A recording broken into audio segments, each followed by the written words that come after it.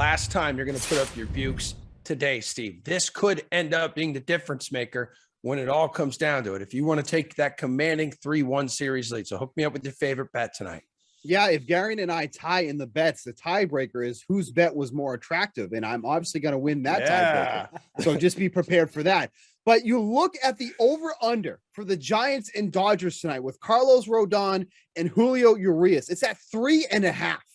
Do we really think we're going to get 4 runs for the first 5 innings with these two behemoths taking the mound tonight? Now, I know both these offenses have been humming along. You don't want to take unders when it comes to the Dodgers. But when you are facing Carlos Rodon, who is already probably one of the prime candidates for the Cy Young Award, quite frankly, could have won it last year if he wasn't injured. But thank you for that, because we got Robbie Ray at 80-1. So thank you for that. But then Urias, who's just been doing well as well.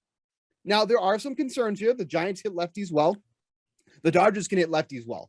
But with these two guys on the mound together, I think 3.5 runs is just asking for a little bit too much. So you can get the under here at -110. I think this is a play that you hate taking the under when the total is this low. It's going to be a little bit sweaty, but I don't see 4 runs coming out of the first 5 innings when you have these two guys on the mound this season. So take the under 3.5 runs through the first 5.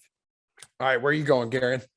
So we've got one of those like unstoppable force versus an immovable object situations tonight in Chicago. As I mentioned, there's no one in baseball who loves giving up home runs as much as Drew Smyly loves giving up home runs. You go back to the start of 2019, he's the only active pitcher giving up more than 2 home runs per 9 innings. However, the winds at Wrigley are blowing in, which generally is a bad thing for overs. However, because I just think Drew Smyly cares that much about giving up home runs, and because that White Sox lineup is so good against left-handed pitching, it doesn't necessarily need home runs to get over the team total.